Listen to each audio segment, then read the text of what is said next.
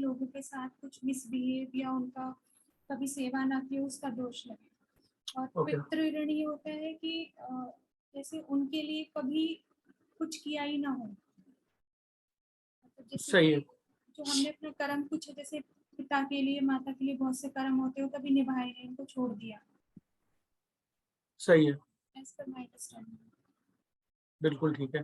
अब इसको थोड़ा मतलब डिटेल में समझने की कोशिश करते हैं, क्योंकि लगभग हमने मतलब 85% हमने कोर्स किया है लाल किताब का, लगभग 7 से 8 ग्रामर की क्लास करी, फिर हमने हर ग्रह का, हर प्लैनेट का पेंडिंग कर्मा रूल समझा। तो वो पेंडिंग कर्मा बेसिकली वो क्या था उसको, और हम जब हम माइथोलॉजी से समझ रहे हैं, पौराणिक कथाओं से समझ रहे हैं, वेद पुराणों की, तो बेसिकली वो हमें हेल्प कैसे कर रही है समझने में, क्योंकि वही तो हमें बता रही है कि पर्टिकुलर कोई चीज है जो कि हमें बहुत क्लियरली दिख रही है। तो अब मैं उसको मतलब जो है ना जो भी हमने अब तक किया है मैं उसको थोड़ा सा कंसाइज कॉम्पैक्ट करके उसको जो है ना उसको सारांश रूप में बताऊंगा, तो आपको थोड़ा सा आप मतलब कनेक्ट कर पाएंगे, आप समझ पाएंगे कि बेसिकली पेंडिंग कर्मा को हम कैसे डिकोड जो हम करते थे। तो वो बेसिकली क्या है, अगर हम किसी चार्ट पे देखें की कोशिश करें तो सर्वसम्मिलित रूप से हम देखें तो कैसे समझ सकते हैं। तो देखो अगर आप देखोगे तो पितृ ऋण जो है ना वो मेजरली तीन भागों में बटा हुआ है मेजरली। एक तो है देव ऋण, देव ऋण में आते हैं ब्रह्मा विष्णु महेश, यानी कि ब्रह्मा विष्णु एंड लॉर्ड शिवा। एक दूसरा हो गया ऋषि का ऋण, और तीसरा हो गया पितृ ऋण।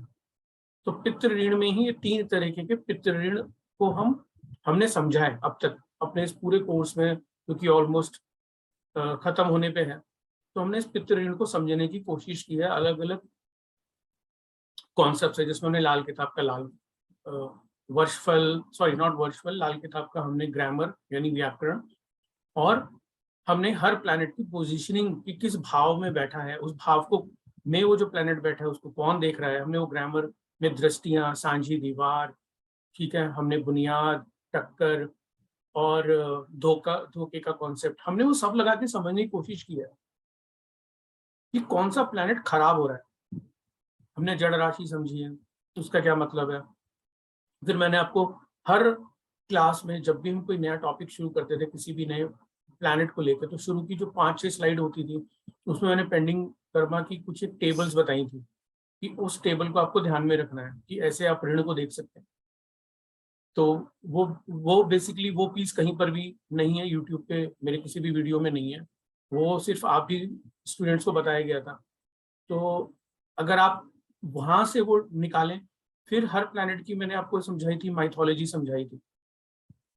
तो अगर आपको प्लैनेट में की थोड़ी सी आपको व्याकरण ग्रामर याद है, और आपने मेरी पीपीटी सामने रखी हुई है कोर्स की, और आपको पता चल गया कि फला फला चीज खराब हो रही है और ड्यू टू दिस, जो कि मैंने आपको बताया भी है समय समय पर कि कैसे क्लाइंट्स जब हमें बताता है और हमें उसके शब्दों को पकड़ना है, हमें क्लाइंट की प्रॉब्लम को समझना है, तो प्रॉब्लम समझ के हमको वो रिलेट करना है प्लैनेट से, और फिर उसको बेसिकली मैप करना है चार्ट में कि अच्छा ये पर्टिकुलर प्रॉब्लम बताई है, तो ये जो प्रॉब्लम है ये इस प्लैनेट से रिलेटेड है, और वो आपको चार्ट में दिख भी रही है कि वो प्लैनेट डिस्ट्रॉय हो रहा है या तो जड़ राशि की वजह से, या दृष्टि की वजह से, या फिर टक्कर की वजह से। तो मैंने बहुत सारी ऐसी चीजें बताई थी आपको, तो उनसे हमें पता लग जाता है कि भाई कि कोई भी जो प्लैनेट है वो कैसे खराब हो रहा है। उसमें बहुत सारे कॉन्सेप्ट हमने पढ़े थे, अंधी कुंडली पढ़ी थी हमने, है ना, और ग्रामर के ऑलमोस्ट हमने सारे रूल पढ़े थे। वो हमें हेल्प करती है ग्रामर ये पता लगाने में कि कौन सा जो ग्रह है वो खराब हो रहा है या कौन सा घर खराब हो रहा है। हमको वो दोनों चीजें पता चलती हैं। हमने ये भी देखा था कोई रिजल्ट क्यों नहीं दे रहा प्लैनेट, या कौन सा घर हमें नहीं दे रहा, तो प्लैनेट रिजल्ट नहीं दे रहा तो क्यों नहीं दे रहा, अगर घर रिजल्ट नहीं दे रहा तो क्यों नहीं दे रहा। तो हमने वहां पे सोया हुआ घर और सोया हुआ ग्रह दोनों समझे थे किस कंडीशन में कैसे है, ठीक है। तो मेजरली वो सब कंबाइन करना है आपको एक चार्ट में, और फिर हमको समझना है कि उस चार्ट में देव ऋण है, ऋषि ऋण है, पितृ ऋण है, या मल्टीपल ऋण है। एक चार्ट में ऐसा नहीं है कि एक ही ऋण होगा, 2-3 ऋण भी हो सकते हैं, 4 भी हो सकते हैं। कोई बहुत बड़ी बात नहीं है। आप ये समझने की कोशिश करो, ऐसे समझो कि जब भी कोई नया दशा लगती है, किसी भी जातक की दशा और अंतरदशा दोनों जब वो चेंज होती है, तो वो जातक कोई ना पास्ट लाइफ का कर्ज, जिसको ऋण बोलते हैं, वो पे कर रहा होता है हर दशा अंतरदशा में। दशा बदलती है, जातक की एक तरीके से कोई ना कोई जीवन में नई चीजें होनी शुरू होती हैं। वो नई चीजें क्या बताती है कि वो जातक कुछ ना कुछ जो है ना ऋण जो है वो पे बैक करने की कोशिश कर रहा है। पेंडिंग कर्म का मतलब यही है कि आप पे बैक कर रहे हो किसी भी चीज को। अभी मैं और डिटेल में समझाऊंगा आगे वाली स्लाइड पे कि पे बैक करने का क्या मतलब है। तो एक मोटा मोटा तो ऋण को हम ऐसे समझ सकते हैं कि कोई भी जीवन में ऐसा कार्य आपने पिछले जीवन में किया हो जो आपको इस जीवन में चुकाना है। किसके प्रति चुकाना है? वो आपके फादर हो सकते हैं, ग्रैंडफादर हो सकते हैं, ग्रैंड मदर हो सकती है, खुद की मदर हो सकती है, तो भाई हो सकता है, बहन, बुआ, बेटी, मासी हो सकती है, समाज हो सकता है, कोई पशु हो सकता है ना, पशु के प्रति हो सकता है, और प्रकृति हो सकती है, कुछ भी हो सकता है। तो वो बेसिकली सारी कैटेगरी इन्हीं तीनों ऋण में आएंगी। वो किसी देव यानी भगवान का ऋण भी हो सकता है, किसी ऋषि में मैंने आपको जब सप्तऋषि समझाए थे वो इसलिए ही समझाए थे ताकि आप किसी भी ऋषि की वंशावली उसको समझ सके। उस ऋषि के को समझने के बाद आपको ये पता लगे अच्छा ये प्लैनेट पर्टिकुलर वंश का है, तो उसमें आपको और हेल्प मिलती है। अब देखो जो देव ऋण है ना, वो अगर देव ऋण है तो आप क्लाइंट से या खुद यज्ञ आदि करवाकर या कुल देवी या कुल देवता की पूजा यज्ञ करवाकर आप देव ऋण से कहीं ना कहीं बहुत हद तक मुक्ति पा सकते हैं। 100% होगी नहीं होगी ये तो भगवान को ही पता है। कितनी बार आपको देव ऋण के लिए यज्ञ आदि करना पड़ेगा इसकी भी कोई नंबर नहीं। हो सकता है जीवन भर करना पड़े, बट एटलीस्ट पता चल गया तो जातक कर सकता है। सबसे बड़ी बात है कि पहली बात तो ये पता चलना चाहिए, और पता चल गया तो फिर करने में ही क्या जाता है। अगर जातक सक्षम है तो जरूरी नहीं कि बहुत बड़ा बड़ा अनुष्ठान कराना है, छोटा सा घर में भी करा सकते हैं अगर बाहर जाकर बड़े अनुष्ठान नहीं कराने में कोई जातक सक्षम है। अब दूसरा ऋषि का ऋण, जो सप्त ऋषि की जो वंश है, कुल है, तो आपको उससे भी हेल्प मिलती है, बहुत हद तक पता चलता है। क्योंकि अगर आपको शुक्र समझना है तो आपको भृगु ऋषि का वंश समझना पड़ेगा, भार्गव जो है उसको समझना पड़ेगा आपको कि वो उनकी वंशावली क्या है, वो कैसे मतलब है ना, भृगु ऋषि की जो है कौन कौन सी संतानें हुई, तो आपको उसमें बहुत हेल्प मिलती है। भृगु ऋषि से हमें एक एग्जाम्पल के तौर पे बताता हूँ, मतलब मोटा मोटा शुक्र के बारे में पता चलता है। भृगु ऋषि के वंश से हमें शुक्र के बारे में पता चलता है, क्योंकि जो भृगु ऋषि के जो पुत्र हैं वो शुक्राचार्य हैं। देखिए भृगु ऋषि की जो अगर हम बात करें तो उनकी एक जो वाइफ है वो है ख्याति। ख्याति से उनकी उनको एक बेटी का जन्म हुआ था, उसका नाम था लक्ष्मी जी। तो वो स्वयं लक्ष्मी जी भी वहां से हमें पता चलता है, लक्ष्मी जी भी शुक्री है, करेक्ट। और दूसरी जो उनकी वाइफ थी भृगु ऋषि की वो थी दिव्या, तो उनसे उनका पुत्र हुआ था शुक्र। तो हमें पता चलता है कुंडली में शुक्र को समझना है तो हमें पता चलता है अरे ये शुक्र मतलब कौन सा है, ये लक्ष्मी जी वाला शुक्र है या शुक्राचार्य वाला शुक्र है जो कि राक्षसों और दैत्यों के प्रति काम करता है। और मैंने आपको एक कहानी भी बताई थी जब शुक्र बताया था कि जो शुक्र है, शुक्र को बेसिकली शुक्राचार्य को श्राप है भगवान विष्णु जी का। वो श्राप क्यों था? जब शुक्राचार्य ने कहा कि भाई जब यज्ञ आदि हवन होते हैं, आप समझने की कोशिश करना इसको, कि उन्होंने कहा जब धरती मृत्यु लोक यानी पृथ्वी लोक पर जब यज्ञ आदि होते हैं तो उसका कुछ भाग राक्षसों को भी मिलना चाहिए, दैत्य को भी मिलना चाहिए, वो हमें मिलता नहीं। उन्हें बहुत समझाया गया, उन्हें सब नवग्रहों ने समझाया और ब्रह्मा जी ने भी समझाया, शिव ने समझाया, फाइनली वो समझे नहीं विष्णु जी के समझाने में भी। तो विष्णु जी ने फिर उनको श्राप दिया कि आपने का जो अच्छा सात्विक भाग है आपके शरीर में, जो आपने अर्जित किया है अपनी जब तब से, वो एक ग्रह के रूप में समा जाएगा और वो ब्रह्मांड में चला जाएगा, यानी अच्छा भाग। और जो बुरा भाग आपका जो है, आप स्वयं अभी इसी वक्त आप पृथ्वी लोक पे चले जाएंगे और दैत्यों के हित में काम करोगे और आप वहां चले जाओगे और आप शुक्राचार्य के नाम से जाने जाओगे। जब तक आप स्पिरिचुअल कॉन्टेक्स्ट नहीं लगाओगे, जब तक आप वो पौराणिक कथा नहीं लगाओगे, तब तक आप कहीं ना कहीं एक अच्छे काउंसलर नहीं बन सकते। ज्योतिष में क्या होता है, अच्छा काउंसलर बनने के लिए, ज्योतिष तो हर कोई बन जाएगा, मगर एक काउंसलर बनने के लिए आपको खुद को मजा नहीं आएगा जब तक आपको लगे कि मुझे डॉट्स जो है ना, मैं जितने भी हैं वो मैं कनेक्ट नहीं कर पा रहा। अगर मैं ऐसा कह रहा हूँ तो मैं क्यों कह रहा हूँ, क्योंकि सुनी सुनाई बात कहीं से सुन के आपने किसी को कोई उपाय बोल दिया, बट आपको वो कहीं ना कहीं वो आपको बेसिकली जो है ना, आपको सेंसिटाइज नहीं कर रहा हो, तब तक कोई फायदा नहीं। जब तक आपको के पास वो मतलब कहते हैं ना, क्यों जानने का आपके पास अर्ज नहीं है, तब तक मजा नहीं आएगा आपको ज्योतिष में। ज्योतिष तो हर कोई कर सकता है, मगर ज्योतिष स्पिरिचुअल तरीके से करना, आपके पास वो कारण होना, ऐसा क्यों है, उसकी डिटेल में जाना, वो खोज में जाना, असली असली ज्योतिषाचार्य वही लोग होते हैं। ठीक है। अब जो पितृ ऋण है, जिसको मनुष्य ऋण भी हम कह सकते हैं, या आपने पहली बार सुना होगा, मैं इसको मनुष्य ऋण बोलता हूँ इस पितृ ऋण को। जो तीसरा जो इसकी कैटेगरी है, वो देखो यहाँ पे पॉइंट लिखे ABC, तो ये पितृ ऋण यानी मनुष्य ऋण को मैंने इसको समझाने के लिए लिखा है आपको।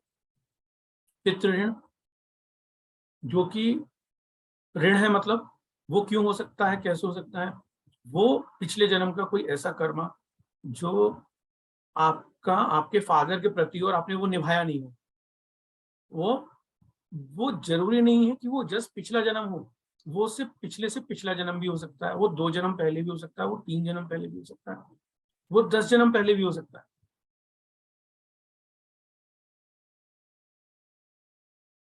भाई का ऋण, बहन का ऋण, बेटी का ऋण, ये मतलब कि आप या आपका आपके स्पाउस के प्रति, आपका बेटा बेटी, माँ के प्रति जो ऋण है, जिसको मातृ ऋण, भातृ ऋण है ना, पिता का ऋण जो बोलते हैं, ये वही ऋण है जो कि आपने बेसिकली जाने अनजाने आपसे कुछ रह गया, किसी भी जन्म में हो सकता है। वो जरूरी नहीं है कि पिछला ही जन्म हो। ये बहुत आयरनी है कि हम हर चीज को जस्ट पिछला जन्म से कनेक्ट करते हैं, ऐसा नहीं होता, ऐसा बिल्कुल नहीं होता।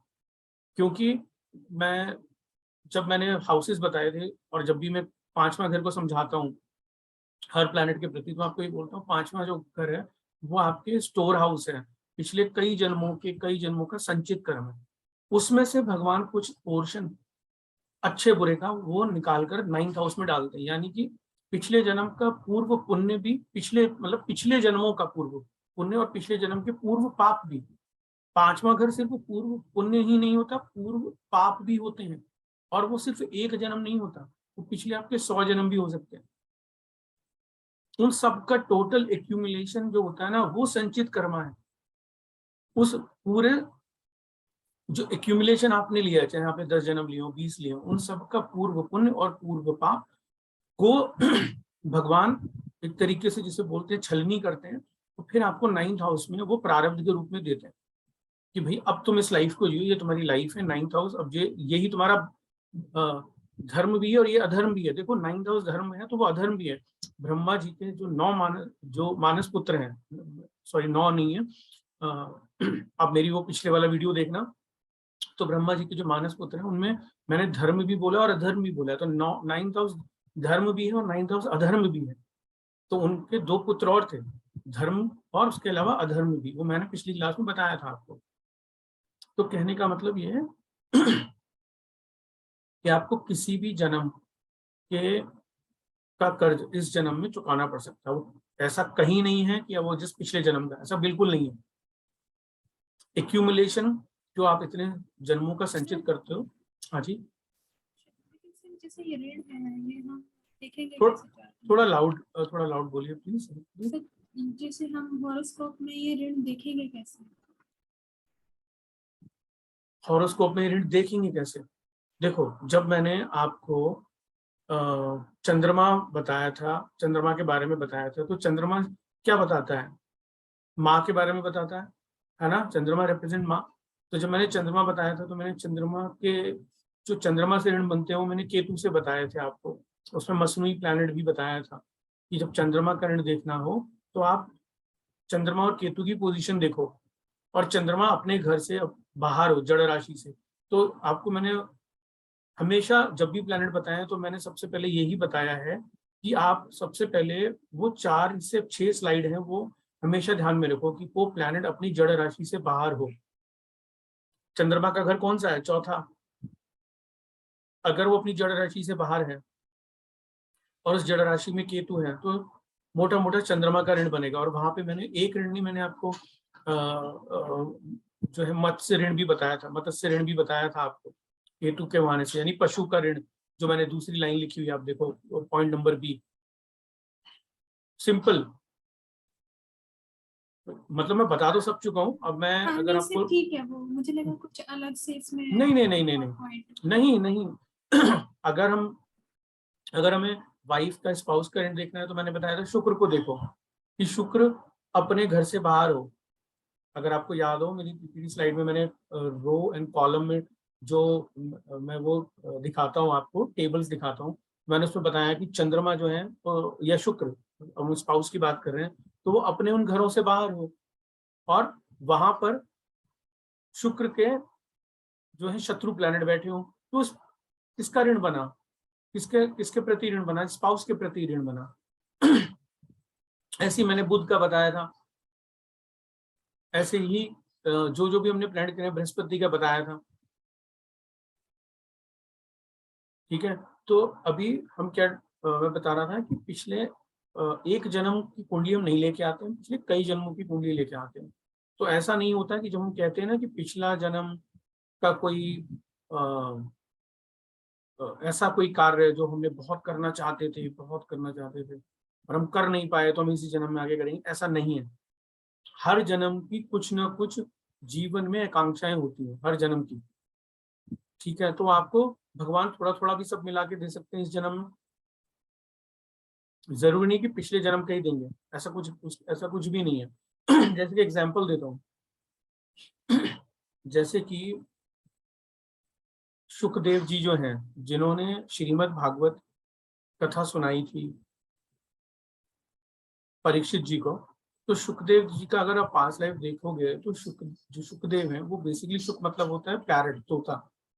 तो जो सुखदेव हैं वो अपने पास्ट लाइफ में, वो पास्ट लाइफ कोई सी भी हो सकती है ना, कितने जन्मों पहले भी, उसमें वो क्या थे कि ब्रह्म ज्ञान पाने के लिए तपस्या कर रहे थे। अब उनके गुरु ने उनको उठाने की कोशिश करी कि भाई तुम उठो और मैं आया हूँ तो अतिथि सत्कार करो। तो वो ब्रह्म ज्ञान पाने के लिए इतने ज्यादा उस मेडिटेशन में लीन थे, अपनी तपस्या में, कि वो गुरु की बात सुन ही नहीं पाए। तो गुरु ने वो उनको श्राप दिया, उनके गुरु ने, कि भाई तुमको जो है गुरु का तुमने सत्कार नहीं किया है, तो तुम ना एक पक्षी बन जाओगे। ठीक है, शुक बन जाओगे, उन्होंने बेसिकली बोले शुक बन जाओगे और ब्रह्म ज्ञान के लिए इधर उधर भटकोगे। तो उनको उन्होंने पशु योनि यानी कि पक्षी की जो है योनि लेने के लिए बोला कि तुम ये बनोगे और दर दर भटकोगे। तो बेसिकली क्या होता है, जब आपने अमरनाथ गुफा के बारे में सुना होगा, तो जब अमरनाथ गुफा की तरफ भगवान शिव पार्वती को लेके जा रहे होते हैं और वहां पे वो उन्हें ब्रह्म ज्ञान के बारे में बता रहे होते हैं, जिसको लोग अमरता की कथा बताते हैं, तो वो क्या होता है, वो कथा वो तो सुन नहीं पाती हैं। वो जो वहां पे एक शुक होता है, वो तोता जिसको बोलते हैं, कुछ लोग कबूतर भी बोलते हैं, वो सुन लेता है। तो भगवान शिव को बहुत क्रोध आता है और वो अपना त्रिशूल उसके पीछे छोड़ देते हैं। तो उसको क्या होता है, डर के मारे ना वो उड़ता हुआ कहाँ जाता है, वो बेसिकली जो वेद व्यास ऋषि है ना, उनके वाइफ वाटिका के पेट में चला जाता है। और 12 साल तक वहीं रहता है, और 12 साल तक मतलब उनके गर्भ से बाहर ही नहीं आता बेसिकली। और वहीं रहकर वो वेद व्यास जी के जितने भी क्या बोलते हैं उपनिषद हैं, वेद हैं, पुराण है, महाभारत है, उन सब का ज्ञान वो वहां से वो ले लेता है। अब 12 साल बाद उन्हें निकालने के लिए विष्णु जी को खुद आना पड़ता है, कन्विंस करना पड़ता है कि अब बाहर आइए। तो वो कहते हैं मैं एक ही शर्त पे आऊंगा कि मैं किसी भी तरीके से मोह माया में नहीं फंसूंगा। तो फिर वो कहते हैं अच्छा ठीक है आप आओ। और हम आपको वरदान देते हैं, आप किसी भी तरीके से ना मनुष्य जो लोक है, पृथ्वी लोक है, उसके आप किसी भी मोह माया में आप नहीं फंसोगे। तो फिर वो बाहर आते हैं और आते ही लगभग वो एक मतलब एक बेसिकली वो बच्चे से काफी बड़े होते हैं और वो तुरंत जो है वन की तरफ चले आते हैं तपस्या करने। तो इसको मैं क्यों बता रहा हूँ कि अगर आप देखोगे मान लो कि सुखदेव जी की कुंडली देखता उसी वक्त जब वो पैदा हुए थे 12 साल बाद, तो बेसिकली वो पिछले जन्म में क्या थे, वो एक पक्षी थे, है ना। तो ऐसा जरूरी नहीं है कि वो मनुष्य ही हो, वो एक पक्षी थे और पक्षी से पहले फिर वो एक मनुष्य थे जब उनको उनके गुरु ने श्राप दिया था। तो कहीं ना कहीं हम ये नहीं कह सकते कि जो पिछला जन्म था वो 101% एक मनुष्य का रहेगा, ऐसा कहना हम लोग नहीं बता सकते इतना। मतलब जो है ना, जैसे बोलते हैं हम में ही इतना ब्रह्म ज्ञान नहीं है कि हम किसी के पिछले जन्म की पास्ट लाइफ को हम ये बता सके कि भाई तुमने क्या किस जन्म जो लिया था, किस घर में लिया था, क्या आप मनुष्य थे, कौन थे। अब पशु ऋण प्रकृति ऋण भी यही होता है। पशु ऋण मतलब ये कि आप मतलब ये कि जैसे कि ये भी हो सकता है किसी पशु को मारा हो, ठीक है, या ये हो सकता है कि पशुओं का आपने अपने जीवन निर्वाह के लिए पिछले जन्म में उनका यूज किया हो, बट उनका उस तरीके से रख रखाव नहीं किया हो, चाहे वो गाय पाली हो, उनका दूध का व्यापार किया हो, मगर उनका ध्यान नहीं रखो। ऐसा इसको इस तरीके समझो, ऐसी प्रकृति करेंगे। प्रकृति से हम जल लेते हैं, वायु लेते हैं, अग्नि लेते हैं, मगर हम बदले में कुछ वापस नहीं देते। तो इसलिए किसी किसी कुंडली में बहुत कुछ कई बार मैनिफेस्ट क्लियरली ना होने के बावजूद भी क्लियरली कई बार प्रकृति जो है ना अपना ऋण लेने के लिए जातक को परेशान कर सकती है। तो इसलिए कहा जाता है कि भाई यदा कदा आप कोई बहुत अच्छे अच्छे प्रकृति को फ्लरिश करने के लिए कुछ ना कुछ अच्छा आप कार्य करते रहें, चाहे दान के रूप में या फिर जैसे भी है, प्रकृति की सेवा जैसी भी सही लगती है किसी भी जातक को। अब देखो एक चौथी कैटेगरी है पितृ ऋण में ही, जिसमें आप जो है ना बेसिकली आप अपने एंसेस्टर्स के जो कर्सेज हैं, अपने एंसेस्टर्स के जो कर्सेज हैं उनको आप जीते हो इस जीवन में। हो सकता है अगले जीवन में भी जी, हो सकता है अगले में भी जी, तो वो जो श्राप है वो पीछे ही नहीं छोड़े। अब उसका एग्जाम्पल मैंने आपको जब चंद्रमा बताया था तो सगर, राजा सगर की कहानी बताई थी। राजा सगर बेसिकली कि किस में आते हैं, सूर्य वंश में आते हैं। राजा सगर का जन्म बाहुक से शुरू हुआ था। उससे पहले पहले राजा हरिश्चंद्र थे और मानधाता थे। फिर राजा सगर के पुत्रों में मतलब असमंजस, अंशुमन, दिलीप, ये सब आते हैं और भागीरथ आते हैं। तो राजा सगर के 60,000 पुत्रों को श्राप था बेसिकली, और वो श्राप किसका था, कपिल मुनि का था। और वो कपिल मुनि ने उन्हें भस्म कर दिया होता है। तो फिर बार बार सगर के जितनी भी आने वाली लीनेज होती है वो तपस्या करती है। इसलिए तपस्या करती है कि गंगा जी को पृथ्वी लोक पे लाया जा सके और उन 60,000 जो पुत्र थे, एंसेस्टर थे बेसिकली, उनकी आत्मा को शांति मिल सके। मगर वो जितने भी लोग तपस्या करते थे उस तपस्या का फल मिलता नहीं था। तो बेसिकली सभी लोग करते हैं, मतलब अंशुमन, दिलीप और ये जितने भी आने वाली जनरेशन होती है, फिर भागीरथ आते हैं उसमें, आगे जाके फिर उसमें दशरथ और भगवान राम भी आते हैं। तो बेसिकली क्या होता है कि दशरथ भागीरथ आकर ही गंगा जी को पृथ्वी पर लेके आते हैं। तो ऐसे वो क्या कर रहे हैं, भागीरथ पिछले मतलब अपने एंसेस्टर्स का कर्ज वो चुका रहे हैं, समझ रहे हो। तो इस तरीके का भी कई आप ऐसी कुंडली देखोगे कि बहुत ही मृत्युतुल्य कष्ट होता है उनकी कुंडली में, बिल्कुल मतलब उनके पेरेंट्स को भी, घर में जो बच्चे हैं वो भी। आप ऐसे कई घर देखोगे कि जिसमें किसी भी बच्चे की शादी नहीं होती, किसी भी बच्चे के पास कोई कार्य नहीं होता, उधार में होते हैं, बहुत बहुत उधार होता है उनके घर में। ऐसी ऐसे मतलब ऐसी बेसिकली श्रापित कुंडली होती है, ये वो कैटेगरी है कि बेसिकली श्रापित कुंडली। तो जो चौथी जो कैटेगरी है सबसे भयावह है, भगवान न करे ऐसी किसी को स्थिति मिले। 3 से फिर भी आप जो मैंने ऊपर बताई उनसे आप फिर भी पार पा सकते हो। आप अपने विल पावर से, यथाशक्ति से, आप अपनी जिसे बोलते हैं इच्छा से उन तीनों प्रॉब्लम से पार पा सकते हो। बट चौथे से पार पाना बहुत मुश्किल है, बहुत मुश्किल है। और हर जगह आपको मतलब बेसिकली गुरु की ही सहायता लेनी पड़ेगी, चाहे कोई सा भी ऋण हो। हर जगह आपको गुरु की ही मदद लेनी पड़ेगी, हर जगह गुरु गाइड करेंगे तभी ही कुछ कर सकते हैं जीवन में। ठीक है, तो बेसिकली छोटे मोटे ऋण जा सकते हैं आप आपसी सूझबूझ से, समझ से। देखो एक बात याद रखना, जो जीवन में घटना घटित हो रही है किसी के भी, वो भगवान ब्रह्मा विष्णु और महेश उन्होंने पहले ही लिखा है कि ऐसा ही होना है, तो ऐसा ही होना है। वो लिख दिया गया, चाहे चित्रगुप्त ने लिखा हो, ठीक है, या ब्रह्मा जी ने लिखा हो, वो पहले से ही निर्धारित है कि ऐसा ही होना है, उसको कोई चेंज नहीं कर सकता, पहले से ही वो तय होता है। उसको चेंज करने के लिए आप अगर अच्छे अच्छे टेक्स्ट पढ़ोगे तो ऋषियों ने बताया है कि आप अपनी इच्छा शक्ति से नियति को चेंज कर सकते हो। जैसे कि राजा दक्ष जो थे, प्रजापति दक्ष, उनके यहाँ पे सप्तऋषि बेसिकली उनकी सभा में बैठे रहते थे। सप्तऋषि के बारे में मैंने आपको पिछले बारे में बताया भी था, उसमें भृगु बैठते थे, है ना, और वशिष्ठ, अत्रि, इस सारे के सारे सप्तऋषि उनके साथ बैठते थे। मगर जो राजा दक्ष थे, प्रजापति दक्ष, ये बेसिकली क्या थे कि इनको शिव पसंद नहीं थे, ये विष्णु जी की पूजा करते थे और बहुत भला बुरा उल्टा सीधा ये बोलते थे किसको, भगवान शिव को।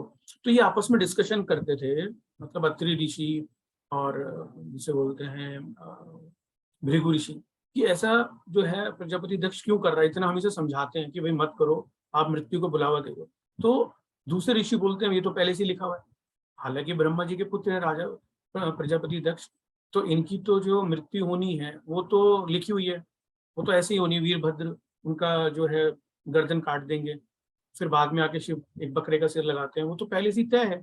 मगर वहां पे जो भृगु ऋषि हैं जिन्होंने ज्योतिष शास्त्र की रचना करी, भृगु ऋषि ने, है ना, भृगु संहिता किताब उन्होंने लिखी, तो बोलते हैं, भृगु ऋषि बोलते हैं कि देखिए ऐसा नहीं है। वो समझा रहे हैं तो बाकी ऋषियों को, वो बता रहे हैं, कश्यप ऋषि को बता रहे हैं कि नहीं ऐसा नहीं है। अगर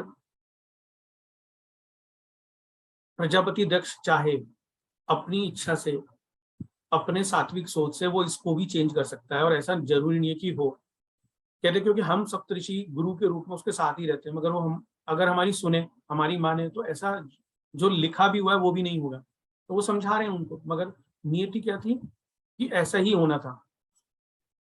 प्रजापति दक्ष ने बार बार इंसल्ट करनी थी, और वो नियति उसने बेसिकली उसको पूरी तरीके से, जिसे बोलते हैं ना, फाइनली ये प्रूव कर दिया कि मैं बदलने नहीं वाला। तो देखिए, गुरु किसी न किसी रूप में आपके आसपास रहते ही रहते हैं, प्रकृति आपको समझाती है, कहीं ना कहीं आपको कहीं ना कहीं वो हिंट मिलते हैं, वो क्यों मिलते हैं, अब आपकी मर्जी है।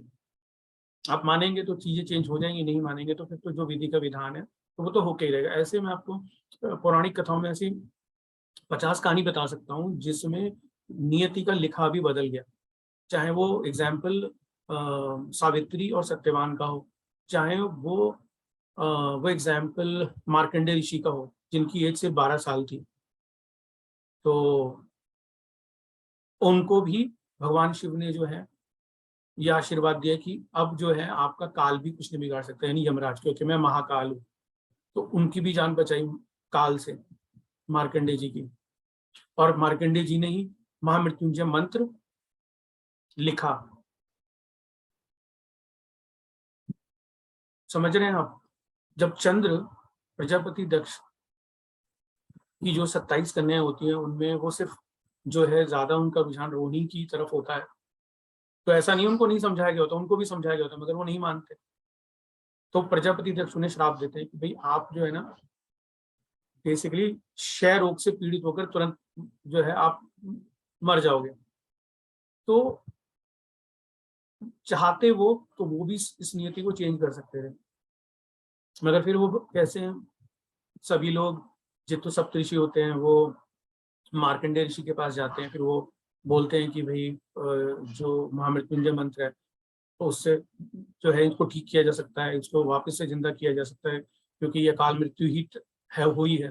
मगर फिर भगवान, क्योंकि भगवान शिव का ही मंत्र है, उन्हीं के लिए लिखा गया है वो, तो बेसिकली फिर भगवान शिव आते हैं और उन्हें अपनी जटाओं पर अर्धचंद्र के रूप में स्थापित करते हैं और अभयदान देते हैं और उनको वो जिंदा करते हैं और बोलते हैं ठीक है भाई, मैं इस श्राप को तो वापस नहीं ले सकता, बट अब आप शुक्ल पक्ष और चंद्र पक्ष के रूप में 2 बार आप ऐसे बढ़ते और घटते रहोगे। तो देखो कोई भी चीज ना ये आप मान के चलो 70 to 80% ना वो पहले से नियति है, वो भगवान ने लिख दी, वो चेंज नहीं कर सकते आप उसको, आप उसके इम्पैक्ट को ना मतलब डाइल्यूट कर सकते हो बहुत हद तक। मैं एक एग्जांपल देता हूँ, ऐसे रियल लाइफ के आपके भी बहुत होंगे, और क्योंकि हम डिस्कशन वही कर रहे हैं, मैं एक एग्जांपल देता हूँ। एक बार हम लोग कार से एयरपोर्ट से अपने घर आ रहे थे, तो बेसिकली क्या था कि उस समय रात के लगभग 12 या 2 के बीच का कोई टाइम था, तभी फ्लाइट उसी समय लैंड हुई थी। तो हम लोग जो है घर जा रहे थे, तो कार में जो था ना, कार में पीछे बुल गार्ड लगा हुआ था और आगे भी लगा हुआ था। तो बुल गार्ड क्या होता है, स्टील का बहुत हैवी एक गार्ड होता है जो पीछे के पोर्शन को सेफ करके रखता है। तो क्या था, बेसिकली कोई ट्रैफिक भी ऐसा कोई खास नहीं था, कुछ ऐसी प्रॉब्लम भी नहीं थी, मगर पीछे से एक छोटे से ट्रक ने टक्कर मारी, और वो सारा का सारा, जो आप मानोगे 90% जो इम्पैक्ट था ना, उस बुल गार्ड ने ले लिया, सारा का सारा इम्पैक्ट, और बहुत ही छोटा सा जो डेंट था वो कार में आया। और अगर आप मान लीजिए हम पीछे बैठे थे सभी लोग, ड्राइवर आगे था, अगर वो जब उसने टक्कर मारी पीछे से बुल गार्ड नहीं होता तो आज शायद हमारी क्लास भी नहीं हो रही होती। तो मैं ये एग्जाम्पल इसलिए दे रहा हूँ, आप रियल लाइफ में चीजें समझेंगे, कोई ना कोई जीवन में हमने भी अच्छा कार्य किया होगा कि भगवान ने हमारे प्राण उस बुल गार्ड के रूप में बचा लिए। तो वो बुल गार्ड क्या है, वो एक रेमेडी ही तो है जो हम करते हैं। अगर हमने नहीं लगा रखा होता या हमने कोई अच्छे कार्य नहीं किए होते तो भगवान वो शायद बुल गार्ड भी नहीं लगाता, और अच्छे कार्य किए थे तो भगवान ने कभी समझ भी दी होगी कि भाई कार खरीदते वक्त पीछे वो लगवा लो। सैटर्न का है, आयरन का होता है। हाँ करेक्ट, बिल्कुल सही बात है। और बेसिकली आप समझोगे ना तो रेमेडीज होती हैं, नो डाउट होती हैं आपके साथ। अगर संकट चल रहा है तो आपको बचाने के लिए भी प्रकृति आपके साथ रहती है। अगर वाकई में आपके कर्म अच्छे हैं ना तो प्रकृति भी आपको बचाएगी, पूरी पूरी पूरी पूरी तरीके से बचाएगी। उसकी भी मैं आपको 10 से 15 एग्जाम्पल पौराणिक कथाओं के प्रकृति के भी दे सकता हूँ, जहाँ पे प्रकृति हेल्प करती है क्लाइंट की, जातक की, आपकी खुद की हेल्प करती है कि आपने अच्छे कार्य जीवन भर किए। तो उस समय तब तो मैं रियलाइज हुआ नहीं कि क्या हुआ, और एकदम से मतलब इतना, तब वो जिसे बोलते हैं ना वो उसको कनेक्ट करना बड़ा मुश्किल था। फिर बाद में उसको जब मैंने समझने की कोशिश करी तो पता चला कि वो बुल गार्ड वो एक तरीके की रेमेडी ही तो थी। वो बोलते हैं एग्जाम्पल जो दुनिया देती है कि भैया बारिश में छाता लेके जाते हो तो पूरा शरीर नहीं भीगता, सिर्फ पैर ही भीगते हैं। जो बारिश में नीचे आपके पैर जब चलते हैं तो छाता तो बचा ही लेता, तो क्या वो रेमेडी नहीं है? वो भी वहां पे भी आप सही कह रहे हैं, वो भी शनि का, वो भी अम्ब्रेला भी शनि से एसोसिएटेड है, राहु से भी एसोसिएटेड है। ठीक है, तो शनि बचाता भी है, ऐसी बात नहीं है। अगर शनि मारक है तो वो आपको बचा भी रहा है। तो आसपास ही हमारे प्लैनेट हैं, आसपास ही ग्रह हैं, उनकी जो आशियां हैं, निशानियां हैं, वो सब हमारे आसपास हैं। आप ज्योतिष बहुत इजीली सीख जाओगे, कोई जरूरी नहीं है कि उसके लिए आपको हार्ड कोडेड कोई बहुत डिफिकल्ट कॉम्प्लेक्स किताबें ही पढ़नी। तो आगे बढ़ते हैं।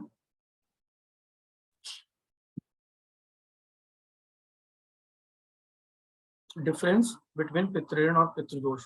तो अब मैं आपको वो बताता हूँ वो डिफरेंस क्या है। हमने पितृऋण तो समझ लिया, अब इसका डिफरेंस क्या है, ठीक है, वो भी समझाता हूँ आपको। बहुत सिंपल है।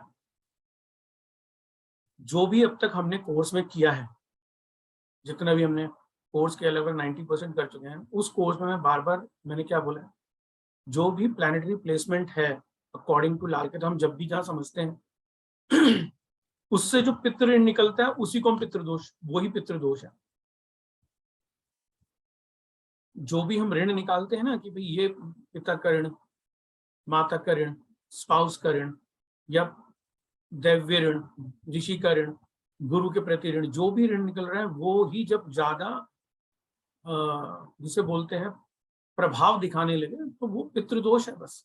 अब वो कितना कितना सॉफ्ट है, कितना डाइल्यूट है, कितना ज्यादा कॉन्सेंट्रेटेड है, कितना ज्यादा डिफिकल्ट है, वो तो जातक के ऊपर डिपेंड करता है कि उसको कैसे प्रॉब्लम को ले रहा है और वाकई में भगवान उसे कितना परेशान कर रहे हैं उस ऋण के रूप में कि भैया ये ऋण है, आपने चुकाया नहीं है तो मुझे तो आपसे पाई पाई वसूलनी है अपनी। तो वही पितृदोष है। कोई पूरा कोर्स हमने जो किया है वो सब ऋणों पे किया है और मैंने सब में प्लैनेटरी पोजीशन बताई है कि इस घर में देखो ये प्लैनेट है तो ये ऋण बनेगा, ये प्लैनेट इस घर से बाहर है और यहाँ पे ये प्लैनेट बैठा है तो ये ऋण बनेगा। ठीक है, तो आपको वो पता चल जाता है कि कौन सा पितृ ऋण है और आपको पता चल गया तो उपाय देना भी आसान है। और उपाय मैंने अभी बताया कि उपाय काम करते हैं, जो मैंने अभी एग्जांपल दिया आपको कार का, अम्ब्रेला का, तो वो कार्य डेफिनेटली करते हैं, वो ऐसी बात नहीं है, वो करते हैं। और देखिए जब समय आ गया है किसी का भी, चाहे वो अकाल मृत्यु के रूप में, मृत्यु के रूप में, बस उसका कोई इलाज नहीं, मृत्यु का कोई इलाज नहीं। जब समय आ गया है तो फिर तो उसको नहीं रोका जा सकता, उस पर हमारा कोई जोर नहीं चलता। बाकी जब मैं आपको फुल एग्जाम्पल चार्ट पे और समझाऊंगा तो और भी क्लियर हो जाएगा। आने वाली क्लासेस में समझाऊंगा, चार्ट्स पे भी आपको पर्टिकुलर समझाऊंगा कि इसमें ऐसा ऋण है, ये ऋण क्यों है, वो मैं आपको समझाऊंगा ताकि जितना भी हमने कोर्स में कवर अप किया है आपको मैं उसको सर्वसम्मिलित रूप से चार्ट पे भी समझना बताऊं, उसको डिकोड